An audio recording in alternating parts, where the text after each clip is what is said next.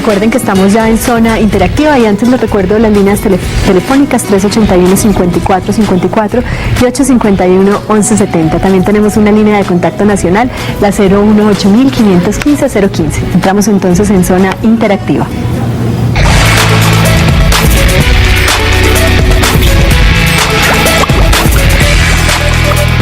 Y tenemos una llamada desde Jamundí, del Valle del Cauca, nos llama Edgar Narváez. Edgar, buenas tardes. Ay, Edgar, inténtalo de nuevo, por favor. Teníamos varias cositas aquí como pendientes. Retomar un poco lo que estuvimos conversando y después de la nota que vimos antes del corte, el tema de poner en la sexualidad mucho más que la noción procreadora o reproductiva, le da al hombre y a la mujer una posibilidad.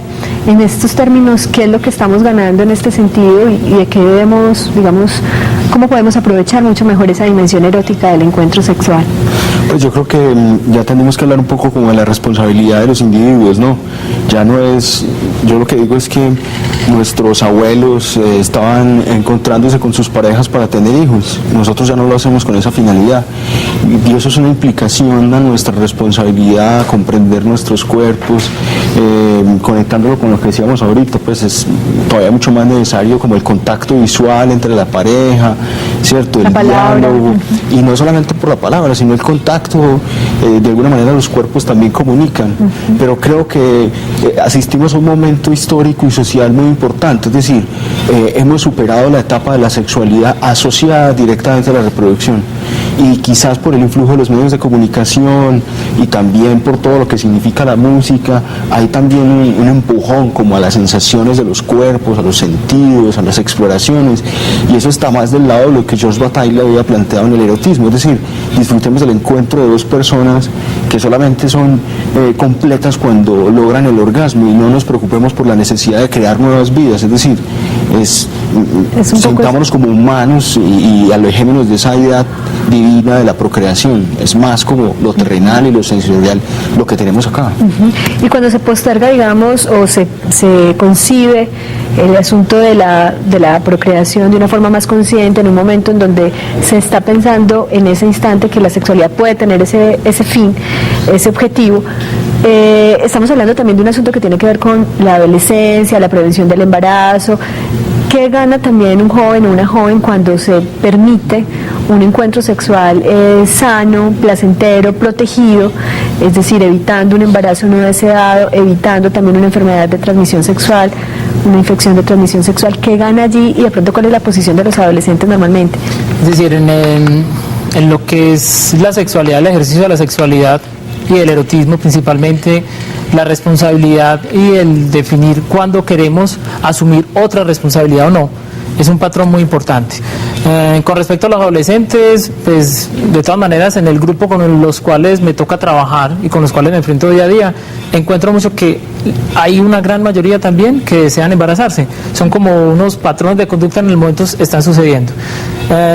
Lamentablemente los mayores índices de embarazo ocurren también en adolescentes y son embarazos no deseados por falta de información en planificación. Nuestros programas de educación sexual, cuando se hacen, que en la mayoría de las instituciones no se realizan, se hacen en forma inadecuada y se basan específicamente en mencionar partes anatómicas y en mencionar pues como nombres de algunos métodos de planificación o solo se educa sexualmente en la forma punitiva, es decir, no te embaraces, no te enfermes, ¿cierto? Pero no vamos como la posibilidad de algo que es muy humano y como lo decía César, cuando nos encontramos en un encuentro sexual, la mayoría de las veces buscamos son fines placenteros, no reproductivos.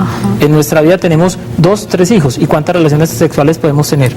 Entonces aquí lo que hay que vivir es una manera responsable para poder que los hijos no se conviertan en esa barrera o en esa carga de responsabilidades que nos empiezan a hacer disminuir por el estrés que generan, por las responsabilidades que generan, por los choques que se empiezan a generar entre las parejas, a no poder disfrutar cuando un embarazo no es planeado, de nuestra sexualidad.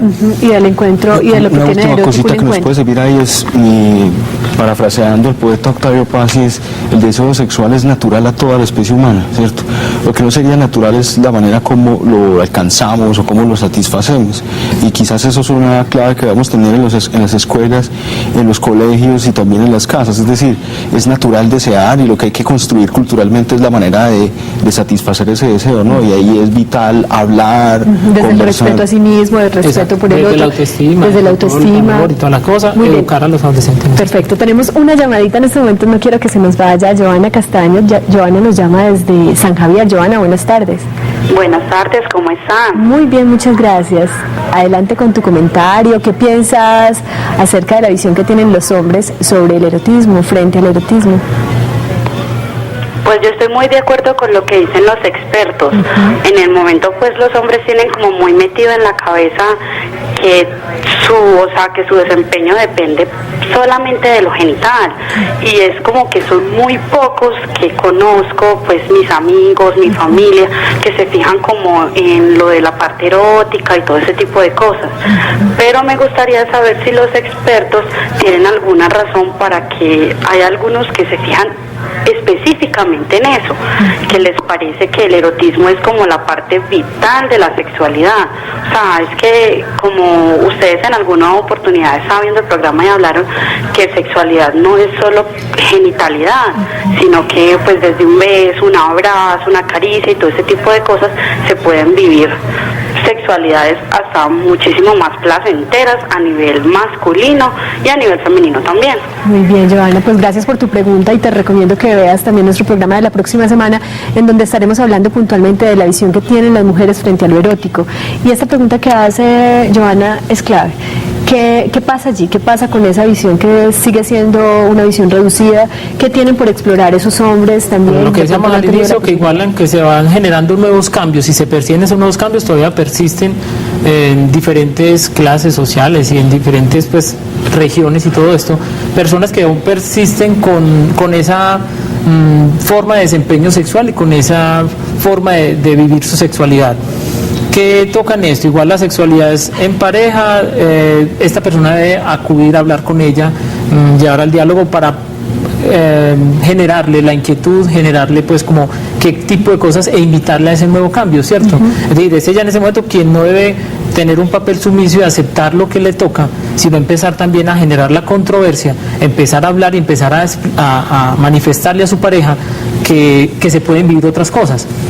Que esta persona cambie o no cambie ya dependerá pues de cada individuo, De su ¿cierto? proceso. De su proceso, de todo lo que se ha condicionado, y que esté dispuesto a cambiar y a explorar, ¿cierto? Yo creo que, citando al poeta Raúl Gómez Atín, estamos como en los tiempos del nuevo amor, y no perder de vista que está medido también los nuevos padres. En la medida en que los padres cada vez son más jóvenes y pasan tiempo con sus hijos, hay también como una libertad para explorar algo que podríamos llamar como cierto homoerotismo, y es que los hombres necesitamos reconocer también nuestros cuerpos, y ese es un papel que le corresponde también a los padres en casa, es decir, cómo ayudar a aceptar y a construir nuestro cuerpo, a experimentarlo y no quedarnos simplemente en la parte genital, que es también asociado a lo punitivo, no se toque ahí, no lo haga delante de la gente, etcétera, ese tipo de cosas. Es una construcción diferente, y que creo que por fortuna la estamos viviendo, es decir, cada vez hay más padres que dialoguen con sus hijos, sobre todo cuando hablamos de padres jóvenes, y es por eso que hablamos ahorita de las nuevas masculinidades. A eso iba, y quizá de pronto también ustedes nos pueden aportar, Hernán, como psicólogo. El tema de entre mujeres está muy bien visto, y lo hacemos, el tema de lo kinestésico, del tacto, nos abrazamos, nos tocamos, hablamos tocándonos. Ese asunto cambia, digamos, a partir de que los padres y los nuevos padres empiecen a generar eso. ¿Qué puede también hacer un hombre en ese sentido? Un hombre que siente que ha querido muchas veces abrazar más fuerte a un amigo y no lo hace porque entonces porque le da pena, o a veces en una relación sexual sencillamente pasa por alto el hecho de decir cosas porque les resta importancia, porque cree que no son importantes, porque creen que lo que más vale es una erección, que la erección lo dice todo. Cristian dijo algo muy interesante en Antioquia, el asunto de un acto vale más que 1000 palabras, se vuelve un asunto también que le da a los hombres licencia para mejor no hablemos, mejor no digamos nada, mejor ni te miro. esos permisos que se pueden empezar a dar los hombres en ese sentido, más directamente como hombres, ¿qué dirían ustedes? ¿Un hombre se puede permitir qué? Frente al contacto físico, frente a la mirada, frente a cocinar, por ejemplo, no sé, ¿qué dirían ustedes? Yo creo que es un cambio que se va dando como de a poquitos, pues. Cada vez se permite más sentir, pues yo me acuerdo que antes los hombres siempre decían, un hombre no puede llorar, no puede sentir, pero ahorita como con la nueva visión, pues frente a la paternidad, por ejemplo, ya los papás se preocupan por darle amor a los hijos, porque ya no les pueden saber, porque pues como te decía ahorita, ya no son los que saben siempre. Hay una nueva visión frente a eso, como ya puedo estar con mi hijo, le puedo dar pico, le puedo abrazar, muchos papás están preocupados por eso. También va cambiando como con las parejas también, como bueno, hay que ser más cariñoso, hay que estar, además que yo creo que antes había mucho en Antioquia, pues había un estereotipo de hombre que era el que tenía dos mujeres, pues una que era la mujer de la casa, que era para tener hijos, y la otra que era la de la calle, la copera, la cabaretera, la de los burdeles, que era con la que se hacían otras cosas, ¿no es cierto? Ahorita les toca tener una mujer multipaz, pues ahí están todas las mujeres en esa, entonces tiene que aprender a que antes los separaban, entonces no importaba, con ninguna de los tenía que sentir. A la de ella no le tenía que dar explicaciones, ya está menos.